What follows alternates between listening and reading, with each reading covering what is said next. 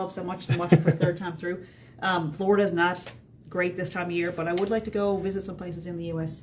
And you know, there's ways you can help. Really, you can. I wrote a list of ways because you know, I want to do that work for people. I'll make the list and I'll just read it to you, and then you can pick from that if there's anything out there that you'd like to do. You could hire us. You could hire us to play at your bar mitzvah. We also do funerals. We are a blast at funerals, aren't we? Oh yeah, big time. Oh, big time. To everybody, I just want to let everybody know that I got the Facebook Live working, but I can't get it to turn from portrait to landscape mode. So we'll just scooch in. We'll just scooch in on the video. That's fine. This is a super chill. Again, not a concern for the radio listeners. Low key. Yeah. So if you want to join us on the Facebook Live, it looks funny, but come on over. It doesn't look funny. It looks fantastic. Because we got it on your side of the studio today, which I prefer. This is a different. So anyway, different back to my list. So we're going on there's a tour. list of ways you can help. Yeah, and so you can hire us to play at your funeral. Well, not your funeral, but if you have a funeral coming up, Please hire us to play at your funeral. We're rocking. We really lift the Casbah? mood. No, the mood. And where else do we like to play, Josh? We're hoping L.A., New York. Chicago. The Tonight Show. We want to go on the Tonight Show. Yeah. And Breakfast Television is another big one. Breakfast Television, what's that? It's I don't know. I've seen it before. And Canada AM. And what else? I'm gonna get this whole thing figured out. This is just our list of Josh's. You can't see this in the studio, but Josh is just weaseling around the studio trying to get the live. Okay, maybe we should play a song. It's fine. So anyway, here are ways that you can help Mulberry Creek go on tour. You can go to the merch. You can get some merch on atlanticmusic.ca. Atlanticmusic.ca. There's a store on there. You can also buy CDs. We have lovely hoodies and T-shirts and CDs. With our there's some designs on there. And what else? You could buy our CDs from us. Yep. And there's other stuff. Oh, we also have films that you can order on demand. So I don't know, all those little things. You could give us money directly, just a wad of cash. I'd hate for anybody to think we're not using the money for a good reason. I don't want to just ask people to pay us for stuff, for services and products that we provide. That's just, you know, I don't know. That seems wrong somehow. So we'll give it to good causes. We'll give back to the community. Does that help? All of the money will go back into the community via Domino's Pizza. And through food and shoes. The rec room at the Avalon. Anyway, we're going to play Mulberry Creek tune off the brand new album, and yeah, stick around. So what's our first song? Which one am I going to do? Well, I think we should do it. This one right here that I got queued up. You want to do Garden Party?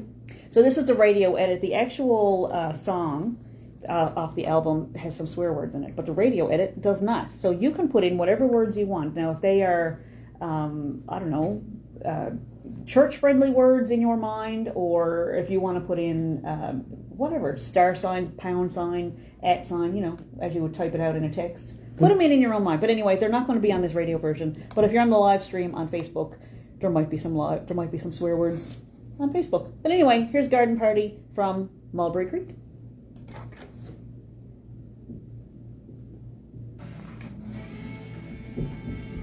I like it sitting up like this. It's different. I gotta go check on the boys. Give me 2 minutes or 10 seconds. I'll be right back. Okay.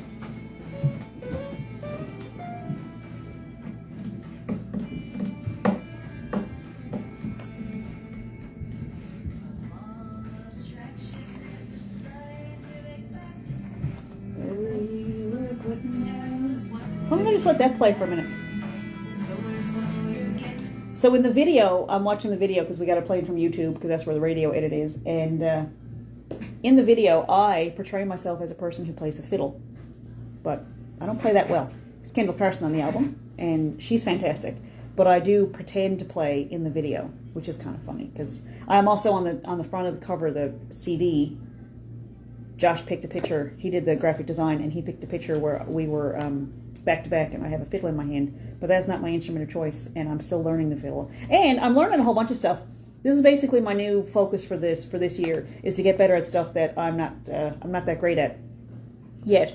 And so I've been doing harmony classes and working on some co-writes and fiddle, really, and piano. A few little things that I'd like to be better at, and it's really a good stress reliever to be learning new things because it occupies your brain and you know, keeps you from thinking, which is great. it gives you a topic to think about. So Josh is coming back now. He'll. There we are. Josh is back. How are the kids? I saw one of them hiding when you went over. Shenanigans all around. So they're up to something. I like this sideways thing. This is pretty cool. This is portrait mode. Portrait mode. Any idea why? Is it too tight to? Oh, I can move. Because I can't really reach anything. Okay. Okay. How's our viewership doing? Solid. Oh, I gotta put this song on the playlist. Were you waiting for me to do something? No, just waiting for the song. We're doing a radio show, Josh. I don't know if you knew that or not. What? But the reason we're here is to do a radio show. Look at that. Doing it. If you can't see the video, but I'm telling you, I do a very convincing job of a fiddle player because I've watched a lot of fiddle players. And who's the guy? Is it Ashley McIsaac that just rocks out on fiddle? And he's got all these, like, the horse hairs are hanging from his bow. I love that. Apparently it's not very practical for fiddle players to leave that. They do get caught up. Some fiddle players will yank those right off your bow. That's true. If you get too close to them. That's true. Well, no, if you're, or maybe taking lessons with them, which is kind of funny. Because I bought a fiddle, I got my first fiddle, 20 years ago. And it didn't play it for the first, 15 years that I had it. But every now and then, I don't know how, but this bunch of strings had gotten broken on the bow. And then I took some lessons. And the very first, I took lessons in Maine. It wasn't the first time I took lessons. But anyway, I went to these classes here in Newfoundland. And the very first class, the instructor took my bow and cracked off those stray hairs. And I was devastated. I don't know how I broke them in the first place. I didn't know how I was going to break more. And I was like, that looks so cool. I look like Ashley McIsaac when I play. I didn't, because I was scratching out muscles in the corner. But it looked cool to me, which is more important than actual talent. Jigs and Reels is watching. Obviously. Okay, I'm gonna play some PSAs. So that was Garden Party. Let me tell everybody what that was. And hang on, let me do some PSAs and we'll come back and do that. What's the opposite of what I said? I don't have to read anything. It's just quick. Fine. Are disappearing fast. Help us save Canada's wetlands today. Ducks Unlimited Canada. The swans died. From the park? From Bowering Park, the swans died. I don't know how. I know there was a big outbreak of bird flu I bet one of last those year. big ass goldfish ate them. No, I think it was bird flu. Bird flu? Oh, seriously? Yes. There was a warning last year around Kitty Bitty that, or I think Kitty Bitty, that there was bird flu, so it was, I don't know if that's a threat to animals or anything, to other animals other than birds. That was Garden Party from Mulberry Creek, and that's us. That was us. Yeah. Sounds pretty good. We had a little bit to do with that. Now, to be fair, there's a lot of really talented people on that track that are not us. That wasn't me playing guitar. Who else? Well, there was Corey Tedford playing guitar and doing backing vocals, and Chris LeDrew playing pedal steel, and Kendall Carson on fiddle. Not Vicky Morgan. Despite what the video may lead you to believe. Reports of behind-the-scenes magic. Reports of my fiddle playing are greatly exaggerated. Yeah, that's Kendall Carson on the track, and she's amazing. And it's just incredible to me that you can send a track to somebody and they will just improv over top of your stuff and make up music, and it's just brilliant, absolutely brilliant. So they just create new things all the time. Session musicians are anyway. I raved about that last week when I talked to Evelyn Jess, because she had a list of really talented people, Sandy Morris being one of them, and they just improv a lot of stuff. Anyway, which I think is just fascinating. Music is a beautiful thing. So something that's been happening lately that's been kind of interesting to me is I've had some friends and various ilk of people, friends, fans, acquaintances, reaching out to me with songs that they're working on, which astounds me.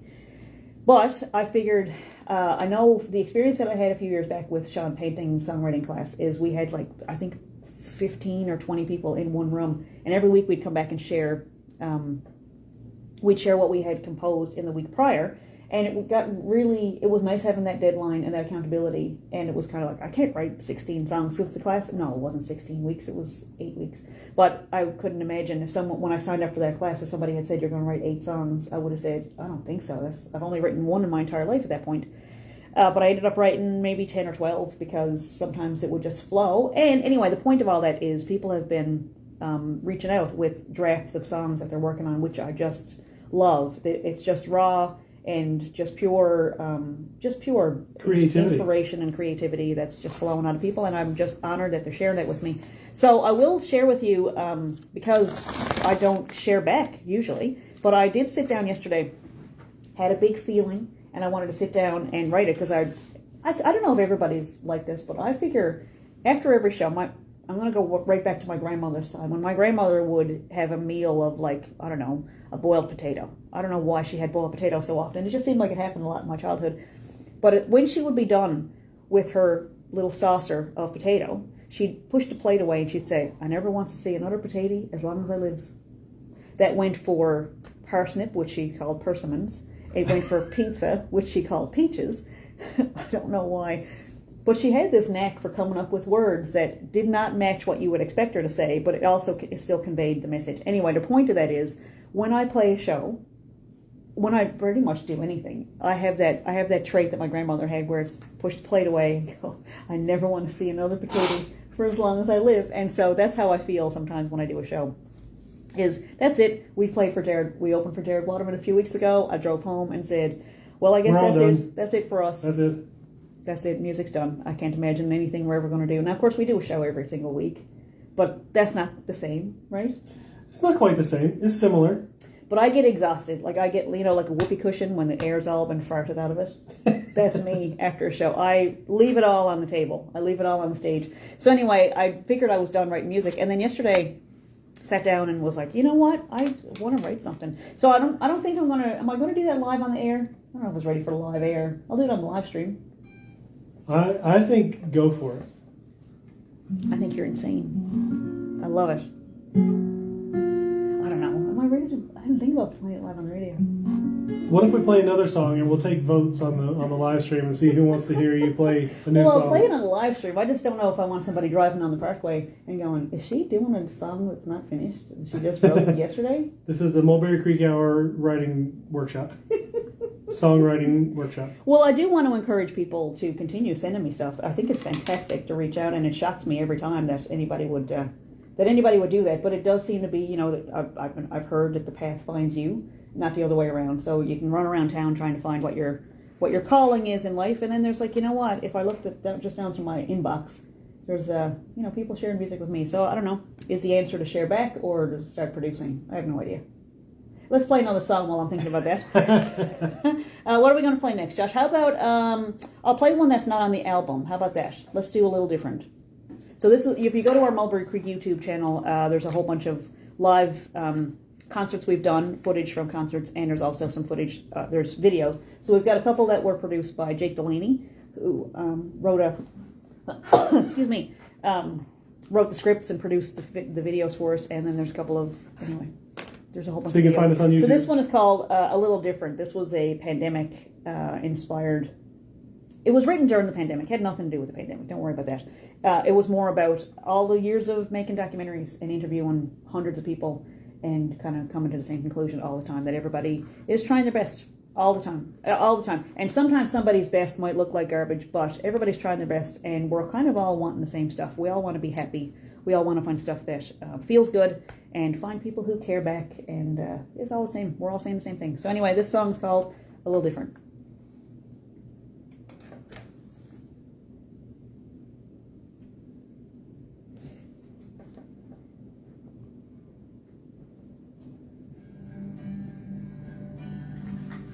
That's really low. That's really low.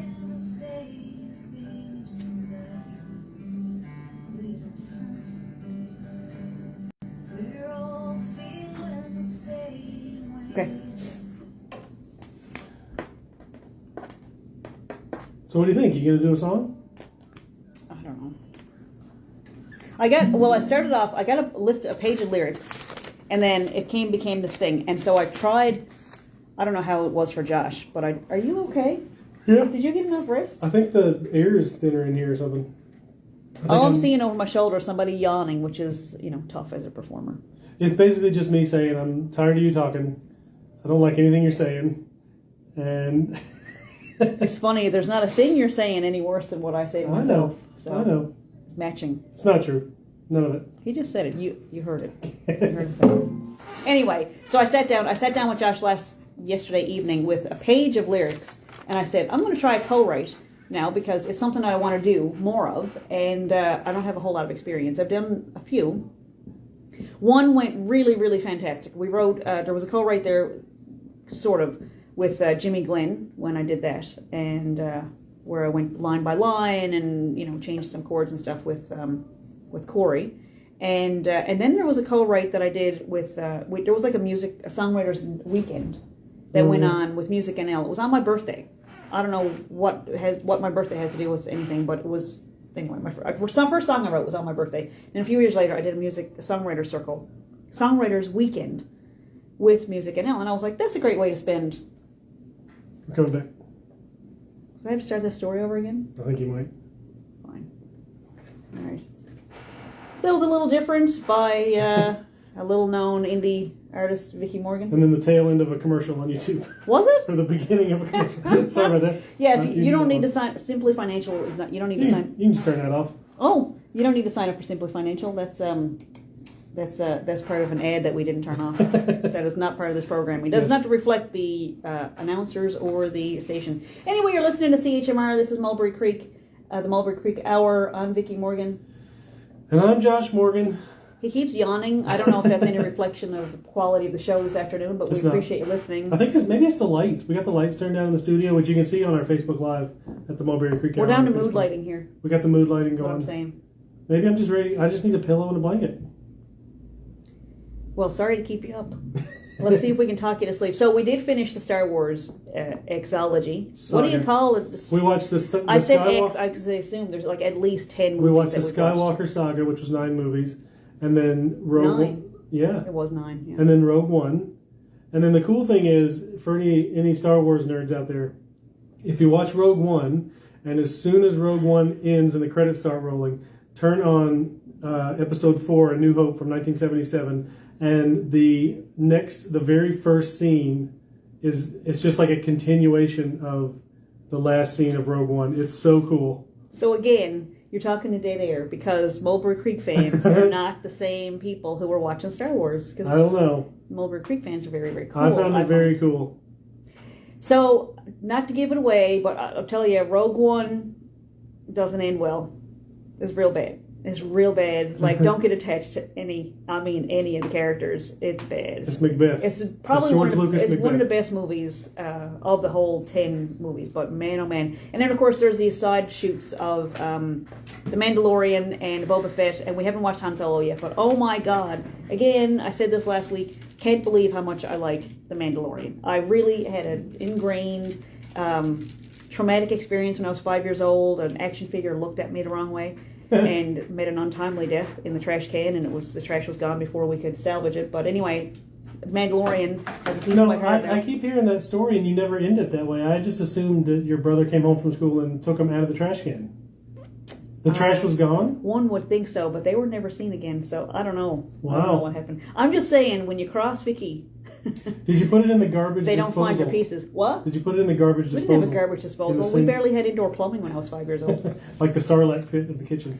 It was like the Sarlacc. See, I get that reference. And it's so funny. One of the kids asked a question the other day about some obscure reference in the movie. And I went, oh, no, that couldn't have happened because he was... And I was shocked that I knew the answer. Shocked. Because I've watched those movies so many times and I was just like, pew, pew, pew. All this action on the screen. I didn't have a clue what was going on. Like, why are they with him? Who's that guy? Who is she? Why is her Why hair... is he shooting at him? Why are people being mean to Lando Calrissian? Why is that sword on fire? Billy D. Williams. And then all of a sudden it was like, oh, he double-crossed him. That makes sense. But then Lando Calrissian, of course, comes back over and over again. Isn't he in Rogue One? Lando was not in Rogue One, but he was in the last... Yeah. See, this is why I get bored with it, because like you say a thing, and then some nerd around you'll go, oh, actually, Vicky, I believe that was the episode where the yeah. See, I don't care enough to details. I don't care about details. Anyway, Star Wars, we finished all the movies. Rogue One did not end well, but man, oh man, every show matched up so well. I can't imagine how they wrote. It seems to me like they had an episode Bible. You know, they do like with shows. They have like what is it called? Bible. It's called a Bible, where they have all the characters and like, this character would never do this, and this is their story, their history, and it was fantastic. It really linked up, and I really enjoyed it. Some sad endings and some sad losses, but Pedro Pascal, man, he's in the Mandalorian, and Oscar Isaac. I have to say I enjoyed those guys, and Pedro Pascal was also in The Last of Us, which is based on nerd alert. It's based on a video game. Also fantastic. And Nick Offerman is in that show. Anyway, I'm just nerding out here. So again, this is not the typical. This Mulberry Creek Hour has become some kind of pop television. Well, it's become nerdified. I'm just saying, we're not playing a lot these days, except for the Tuesday show. So we are hoping to. So we're binge watching all the shows on Netflix, so that when we go on the road, we don't need to have Netflix or internet service in the camper.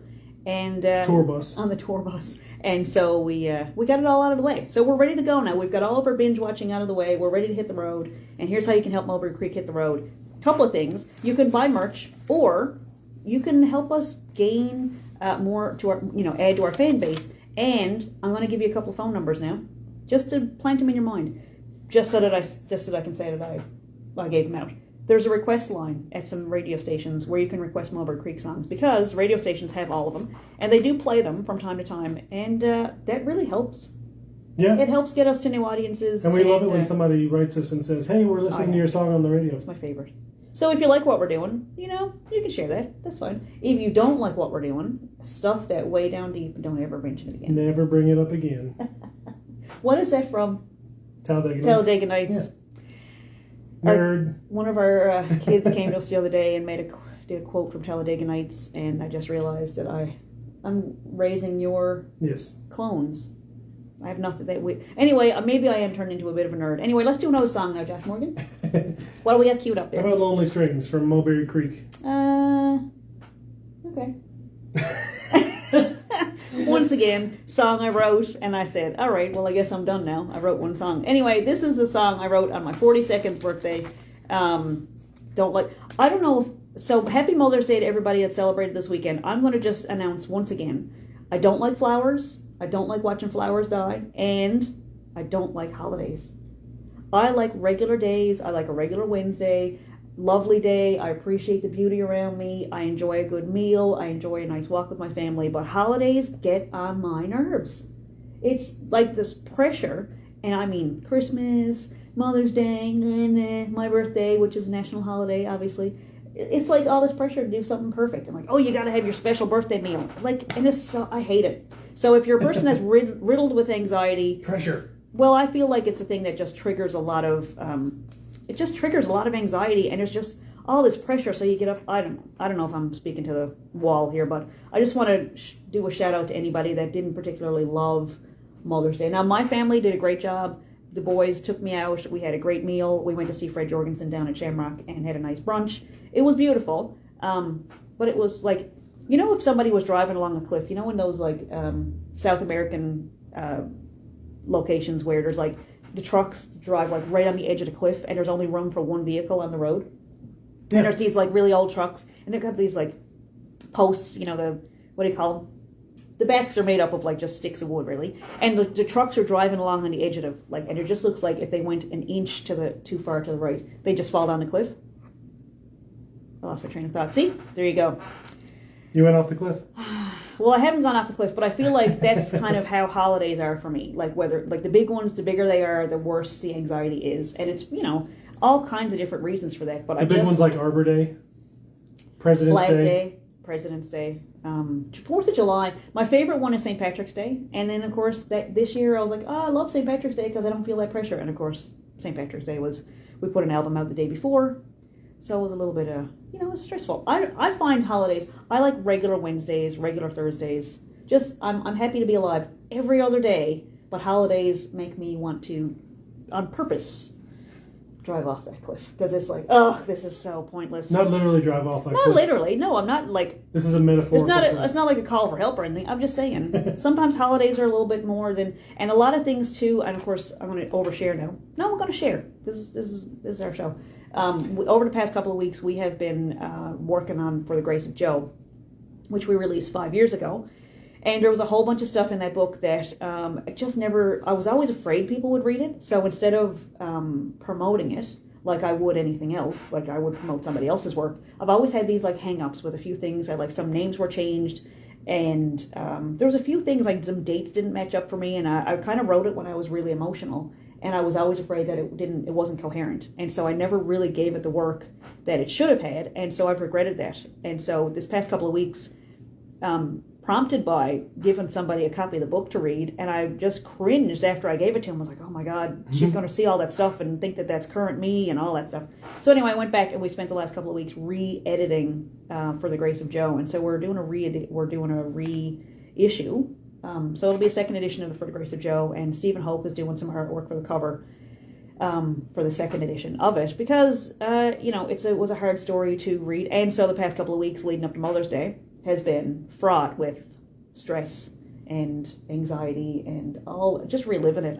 I don't know if it's well written or if it was just triggering all the memories. But anyway, Mother's Day sucked. Can I say that? Mother's Day sucked because there was all these people posting on Facebook about I love when people are happy with their moms and posting beautiful pictures, but it's the harder stuff, like the people who are going through infertility, who are really going through tragic things right now, present day. Fertility treatments that aren't working, losses, pregnancy losses, and hard stuff. There's a lot of people out there that don't enjoy, that aren't really celebrating Mother's Day for various reasons. And even though I have a great mom and I have great kids and I love being a mom, it's a hard day. So anyway, this is a tearjerker. This is Lonely Strings. This is Lonely Strings.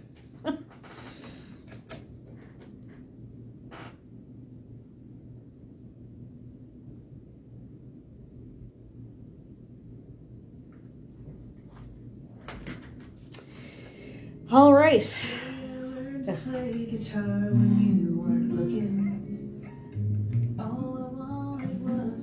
This song served a purpose when I wrote it, and it helped. It was like a release valve, and it helped me release feelings I had at the time. But as far as like listening back to it now, it's like mixed. But I'm glad other people like it. I just.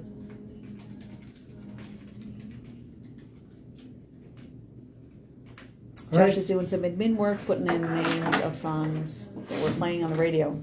If you wanted to have a radio show, you could have a radio show. CHMR provides training, and so you can come in and use the board. It's rudimentary. It's not a lot of tech. It's really straightforward. Press a button, your mic is on. The levels are all. It's not difficult, and I think it takes maybe 2-3 hours to do the training at CHMR. Yeah, it's not bad. It's fun. Pull yourself together. You said you were going to give some phone numbers for requests, and you never did. We'll have to do that after. I forgot. Anyway, look it back. 5:36. That's all. 25 minutes left of the show. We're over halfway done. Ew. Anyway. Somebody left a George Jones CD in the CD player when we got here. That means it's ours now, right? That's not how that works. Finders keepers. Lose your peepers. They'll poke your eyes out. Huh? I guess I can just leave it in here. Yeah, why don't you just leave it where you found it if we're not using the CD player? Anyway. Let me play over that. How long have we got left of that song? 1 minute. Okay. I'm going to try it. Could I just do it like this? Sure.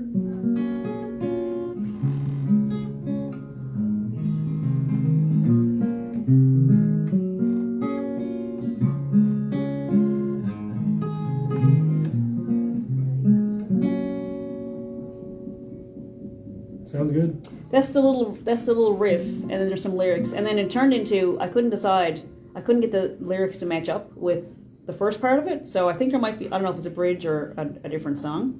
It might be 2 songs. It might be something that never sees the light of day, ever.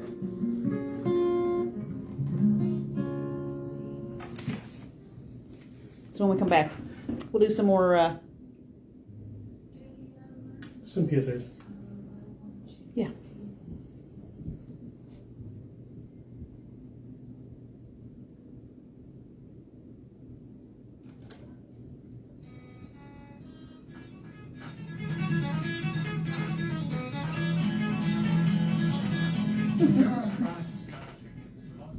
Chronic nostalgic. I like that. What? You gonna do a PSA? Okay. I'm here. Wayne Tucker.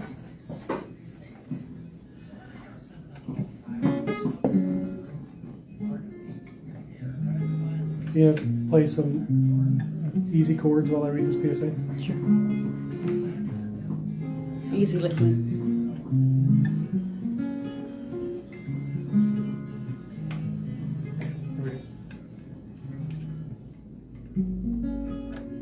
WUSC is a non-profit organization dedicated to empowering youth, women, and refugees from around the world. WUSC's local committee is campaigning to implement the Student Refugee Program at Memorial University. This program will sponsor refugee youth to settle and study here. Get involved and help WUSC campaign for this program. Volunteer now. Go to tiny.cc/volunteer-WUSCMUN for more info, or email wusc.memorialuniversity@gmail.com.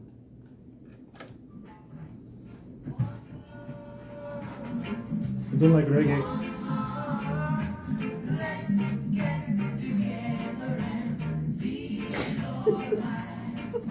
On love, one station, CHMR 93.5.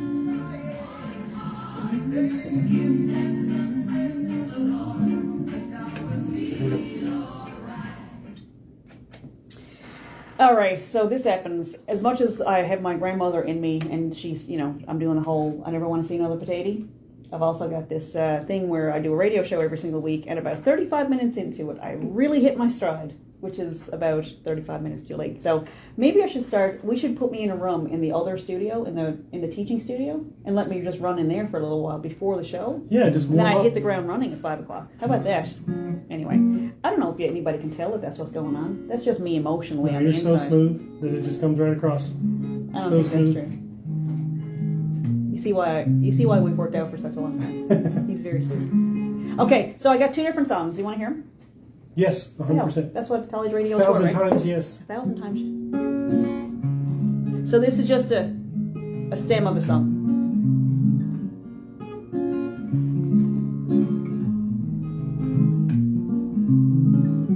This is just a note to tell you I'm glad. Share this salty air with you, stranded on this rock of hollow dreams. Every singer's headed out to sea, it seems.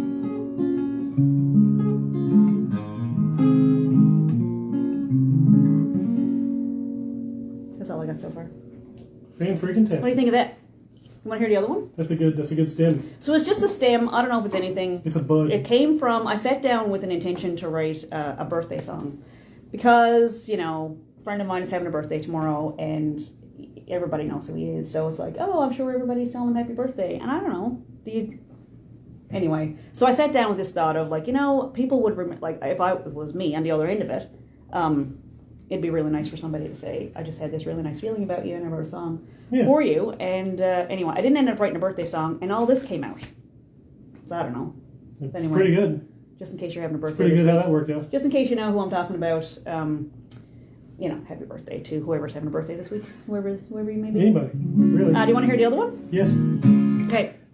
I needed a pick for this one because this one's a little more. Hang on. I got a pick I wanted for to you. write something that's a little more fun because a lot of my songs are a little melancholy and I'm not like that all the time. Ready? Ready. Okay. You're my beacon in the harbor, you're my street light in the dark. You're the firefly that caught my eye in Victoria Park. So on this 17th of May, your mother can't forget. File this away for some dark day. Remember when we met. That's all I got so far. Again, a fantastic stem. Well, it is. A Like, bud I don't and a know. growing It, and all of it beautiful on the page, it made sense. It was all like, yeah, I just wrote it, and then I sat down with Josh. Now I did try something. I don't know if I mentioned this on the live stream earlier. I'm trying to work on things that I would like to be better at, and because as I want to be like a well-rounded musician, and I want to be able to work with other groups and all these things, and so harmony is something that I kind of struggle with. When we do songs, we do a little bit of harmony. We work really hard on that, believe it or not. So when we do like Joe Bet's Arm and West Country Lady and some of our own stuff, we work really hard at that harmony. It's not something that there are people out there like the Ennis sisters who I believe you can just, like, if you just sing a song next to one of the Ennis sisters, they break into harmony. It's just 3-part harmony. They've been doing it since they were toddlers. I think they cried in harmony. If I would imagine if you ask Celia Ennis, she'll say, yeah, they cried because they're so talented and it comes so naturally. Now they might also come on the show one of these days and say, oh no, we work really hard. They just make it look really effortless. And so the other thing that I want to work on is co-writing. And so I started telling this story earlier on the live stream, but I've had a couple of different experiences with co-writing so far in my music career, where the first one was when I wrote Jimmy Glenn. I worked with Corey Tedford on that one, and that was a really beautiful conversation. We talked, of course, it was during lockdown time, so we were on the phone for a long time and went line by line, word by word, and I loved it. It was really a beautiful experience. On the flip side of that, I did a songwriters weekend with Music NL a few years ago, and it almost came to blows. I mean, it was rough. Because, first of all, they told us after the fact there was a group that had like 5 people instead of the typical ideal 3. I don't know if everybody's experience is the same way, but they said in their experience, more than 3 people kind of leads to problems. And guess how many we had in our group? 5. It was, and I had no experience whatsoever writing with other people. And man, oh man, it was brutal. So anyway, a song came out of it, but by the time it was done, it looked nothing like what we started off with. And there was other groups that were blossoming and doing really great, and they had groups of 3, and we were sitting in the little, what do you call it, the sharing circle afterwards, and we were like, do we have to share anything right now? Because we don't really have anything we'd like to, we were ready to share. And so we were there, and it was an opportunity to record a demo, and we were scrambling till the very last second, and we worked with this great guy from Ireland. Can't remember his name off the top of my head, but anyway, it was a great experience because I learned a lot. So anyway, yesterday when I wrote, I thought I was done writing songs, honestly. After our last show, I thought, that's it. We don't have anything booked. Never wants to see another song in my life. Never wants to see another guitar as long as I live. And so I wrote some stuff yesterday and came and sat down with Josh because I thought this is our musical collaboration here. So I'm going to ask Josh right now on the air, put him on the spot. What was it like yesterday to attempt a co-write? It's really good working together to put like your lyrics to some music and figure out the chord progressions and where the bridge is going to go and where some little riffs and stuff can go in the song. It's hard. It's because you have your creative brain on and putting my creative brain on. It's like this. We see 2 different things, and hopefully the Venn diagram overlaps enough that we can make something that we both are proud of, and it's hard, but it's very rewarding. I think sometimes it's really easy and it just slides right out, like a Joe. Joe was born. I'm going to use a labor and delivery analogy here because it feels just like giving birth to me. Some of them are like 36 hours, like young Henry, who didn't know if he wanted to come out. I think he would have bought an RV and stayed in there forever, really, if we give him a choice. And we're happy he's out, but he really didn't want to come out. And then there was Joe, who was like, came out in the call, slid right out. He was the easiest delivery, hardest experience, but best delivery. And then there was Peter, who came out, I think, with his boots on. Yeah, he was ready to go. Peter came fast and furious, and it was super easy, and it was happening very, very fast. And I feel like, and of course, when you're writing a song or a book or any of these things, it is like you're giving birth to something that has never existed. And Jerry Seinfeld, I love comedians in cars getting coffee because he talks about this a lot. When you've created something that didn't exist in the world before, what else do you call that except labor and delivery? Yeah. And so sometimes it's easy, sometimes there's drugs that can enhance the experience. Yeah. I'm sure yesterday if you could have given me an epidural to make me more pleasant, it probably would have been good for you. But it is something that comes with experience. And I can say too that working with somebody who understands the language is really important. So when I say I want it to feel lighter, so we knew to put, like you knew to put it in a different key, and when we need a walking chord, it's like I want to get from this chord to this chord, I want to get back to a bridge. Working with somebody who knows that language is really important. And I got advice from a very talented musician who says to surround yourself with people who are better than you are. And I think that's a valuable piece of information. That's really good advice because that's what I did yesterday. And it was painful, and I think we got some good stuff out of it. Yeah. And it was a good experience. And of course, these are like muscles that get stronger the more you use them. So That's right. anyway, so the things that we're in the market for these days with Mulberry Creek, we'd like to take off on a tour, probably in the fall, and visit some of our friends and play some little small intimate gigs at different places that we really want to visit. And we are looking for collaborators and people to join the band, people to play with us, not necessarily like life partners, but you know, we've got friends up in Ottawa who are keen to play with us and send us music, and we've got friends in New Brunswick do the same thing, who send us music that they're working on, and people here in Newfoundland who have been asking us to collaborate, and we're up to that. We're up for that. But it's my hesitation in agreeing to any of it is really just concerned that I'm not up to speed. Because it's a little scary to think about, we're going to get together this weekend and write a song. Like, well, I write when it Yeah, right. whenever it happens, I grab a piece of paper, but it's not. I don't have like a method or a system or anything like that. And I've written about, at this point, maybe about 15 or 20 songs. Yeah. Which is, actually, I think is a lot more than that, because there's a binder that never had music. And so that's another part too. I like writing lyrics, but the music part of it, as of this morning when I got up and played those little songs, I hated them already. It was like, oh my God, I'm so sick of this song. Because it happens that fast. And I don't know if everybody's like that, or if I'm just really not cut out for this kind of work. No, I think... Or if there's a process. Yeah, it's a process. And it's probably different for everybody. And I'm interested in, this is why I love doing this show so much, because I get to talk to other creative people, whether it's a process of writing a book or writing a new song or working with other people, or how you handle bands breaking up. We had somebody join the band in January. It was all set. Was it Tibbs Eve or the day before New Year's Eve? We had somebody agree. Like, I was over the moon excited. I couldn't wait to start playing as a threesome, and the bottom fell out. I got an email shortly after from his girlfriend. She made him quit. It was ugly, but and that was an awful experience. And how do you know if that stuff is going on out in the world if nobody talks about it? It's like, no, everything's great. We're all good. Fleetwood Mac. But ironically, Fleetwood Mac had lots of stuff went on, divorces and all that kind of stuff. And people, these are the things that happen, I think, in creative situations. And when they happen to you, it feels like, well, I must be doing it wrong, or I must not be cut out. And that's just not the case. Yeah.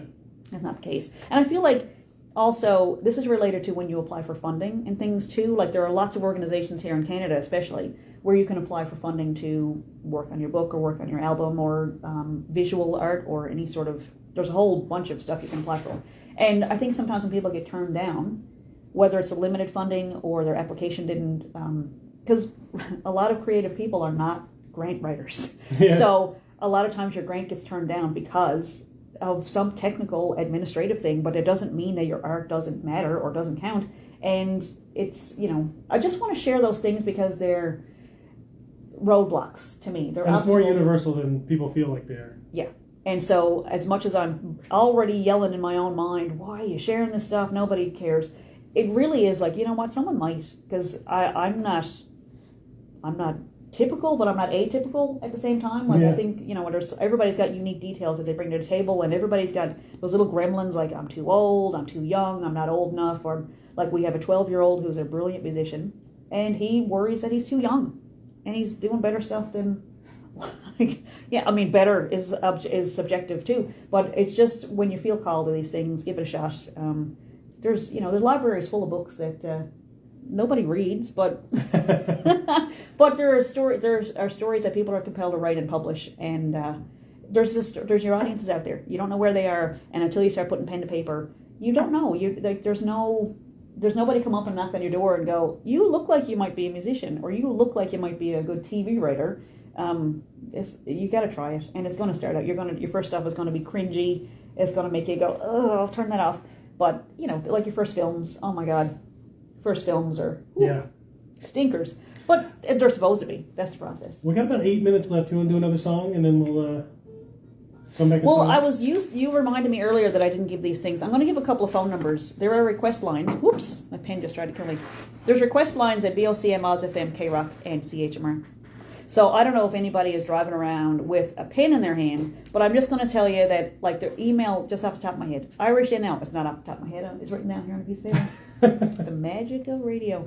IrishNL at VOCM.com is how you can get in touch with VOCM. So the weekend shows that are going on, they do play our Mulberry Creek, I feel like a Pretty lot. I regularly, feel very yeah, blessed. pretty regularly. OzFM is requests at ozfm.com, homebrew at krockrocks.com, and CHMR at mun.ca. That's just a few of the local stations. Of course, if your local stations, the songs are available across Canada. So if you want to hear Mulberry Creek on your favorite station, give them a call. Let them know. Get in touch with them. Engage with them. Otherwise, they're just going to play. They're just going to put it on random, and that's a fact. They do. Radio stations they do respond to requests. So anyway, that's how you can help out Mulberry Creek if you're inclined, and if you'd like to help me finish any of those song stems, let me know. Yeah, I'm up get for in a touch. co-write. I mean, part of it, I'm sure I'm a delight to work with, aren't I?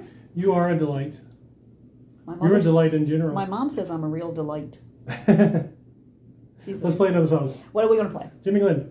Oh, yeah, let's play Jimmy Glenn. Okay, this is Mulberry Creek, Jimmy Glenn.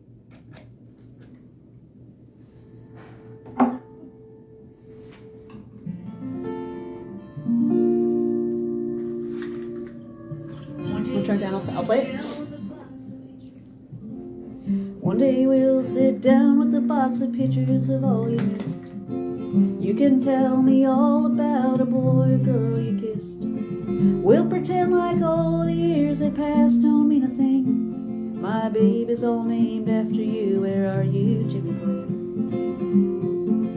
Did you save the world you raged against our simple life? Couldn't be your mother, I was someone else's wife. Watched your back as you were leaving, hair flying in the wind. Each night I checked the mailbox for the postcards never sent.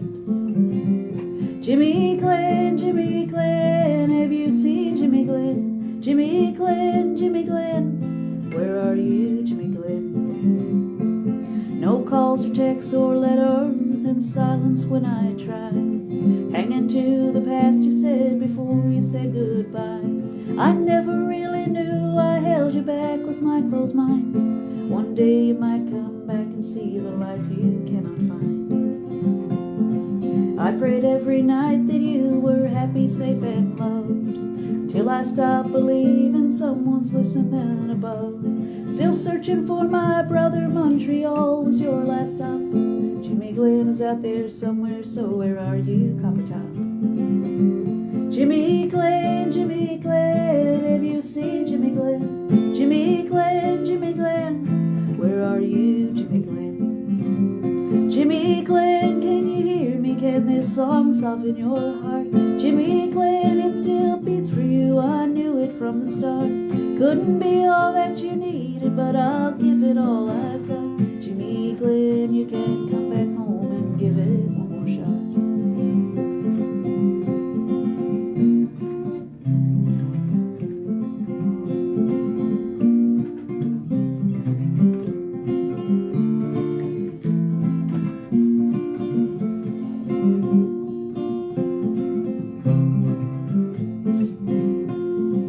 You might be a millionaire or a beggar on the street. I don't want to see the picture standing at your feet. I'll say it in a song, don't know where I went wrong. Piece of me still missing, can't believe that you're still gone. Jimmy Glenn, have you seen Jimmy Glenn? Jimmy Glenn, where are you, Jimmy Glenn? Jimmy Glenn, have you seen Jimmy Glenn? Jimmy Glenn, where are you, Jimmy Glenn? Where are you, Jimmy Glenn?